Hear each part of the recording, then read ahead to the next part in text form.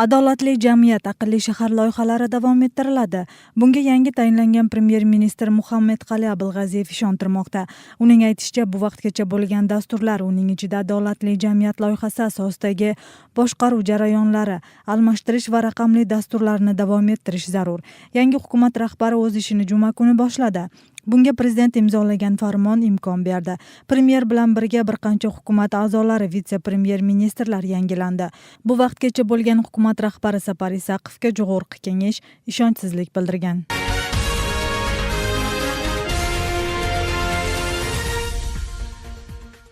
Qirg'iziston bilan Qozog'iston hukumat rahbari telefon orqali so'zlashdi. Bu haqda hukumatning matbuot xizmati bildirdi. Qozoq hukumat rahbari Baqitjon Sagintayev Muhammadqali Abilg'aziyevni premyer ministr bo'lishi bilan qutlab, kelajakdagi hamkorlik haqida so'zladi.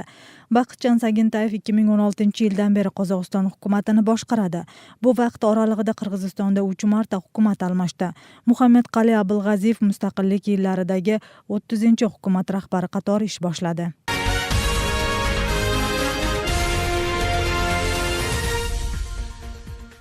Yangi tayinlangan hukumat rahbari Muhammadqali Abilg'aziyev kortejdan bosh tortib kelayotganda yo'llar to'silishini taqiqladi. Bu haqda hukumatning matbuot bo'limidan bildirishdi. Ma'lumotga ko'ra, bugun ishga soat 7:30lar atrofida hech qanday nazoratsiz kelgan. Hukumat apparati ma'lum qilishicha, u 21-aprel kuni Milliy xavfsizlik davlat qo'mitasining yangi yetakchisiga ortiqcha kuzatuvchilarni va nazoratni bekor qilishni buyurgan. Eslatib o'tsak, prezident Sooronbay Jeenbekov ham bu xizmatlardan voz kechgan.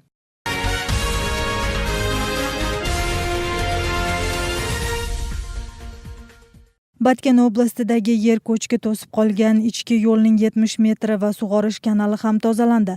Favqulodda holatlar ministrligi bildirishicha, tozalash ishlariga 5 maxsus texnika va qutqaruvchilar, mahalliy yashovchilar jalb qilinib, ish hamon bormoqda. Eslatib o'tsak, 19-aprelga o'tar kechasi Soy qishlog'idan 1 chaqirim oraliqda joylashgan tog'dan yer ko'chgan. Uning umumiy ko'lami 45 ming kubometrni tashkil qilib, 130 metr kanalni va ichki yo'llarni to'sib qolgan. Natijada qishloq yashovchilari ichimlik suvisiz qolgan.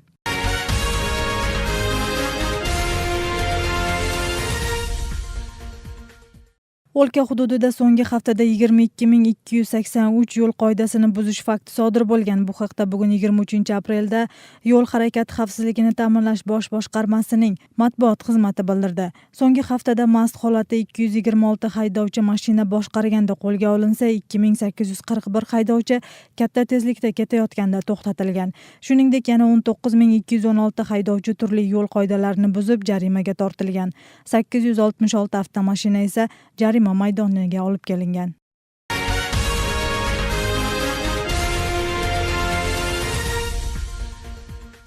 O'lka janubida muddatidan avval tug'ilish soni ortmoqda. O'tgan yili 1000 dan ortiq go'dak muddatiga yetmay tug'ilib, 2016-yildagi ko'rsatkich 2% ga ko'paygan.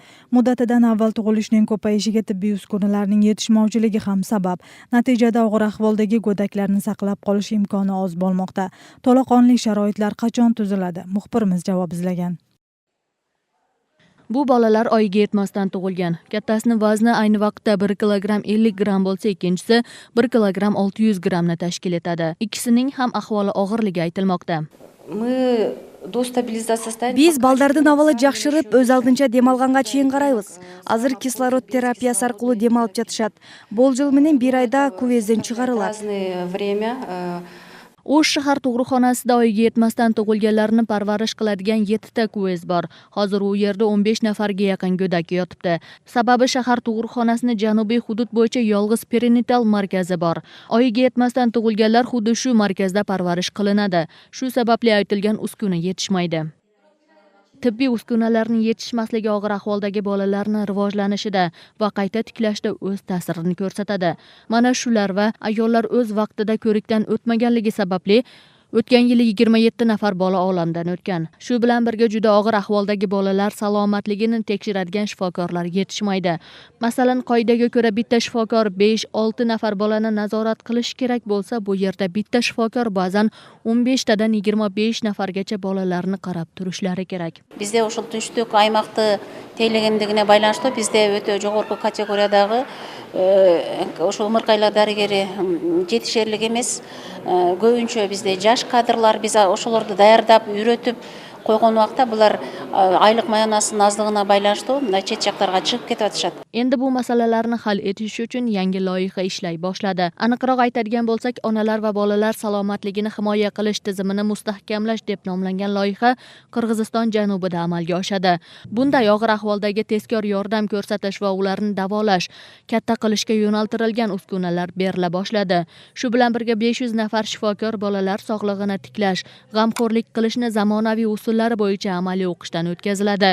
Buning uchun Yaponiya hukumatidan 3,5 million AQSh dollari ajratilgan. So with this assistance in Osh, Jalabad, Batken Oblast, Долбоордун негизинде Ош, Жалабад, Баткен облустары боюнча жалпы 23 медициналык борборго жардам берилет. Башкача айтканда, балдардын өмүрүн сактап калуу үчүн эмеректер берилет. Ошондой эле балдар төрөт бөлүмдөрү ремонттолот. all level of health workers to have their skills to become better. Loyihalarni bajarilishi bo'yicha bugun O'shda yig'ilish o'tkazilib, unda 3 ta oblastdagi tibbiy xodimlar ishtirok etishdi. Ta'kidlab o'tsak, loyiha 3 yil davom etishi kutilmoqda. Hilol Ashurova, Nurjamol Barg'abayeva, Nursulton Abdukarimog'lu, Intimaq.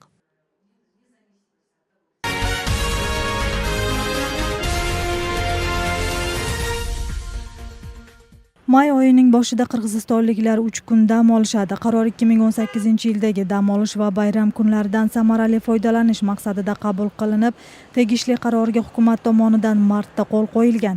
Unga ko'ra 5 kunlik ish grafigi bo'yicha ishlagan davlat va munisipal tashkilotlar, davlat byudjetidan moliyalangan muassasalar va ishxonalarning xodimlari uchun 30-apreldagi ish kuni 28-apreldagi dam olish kuniga jildiriladi.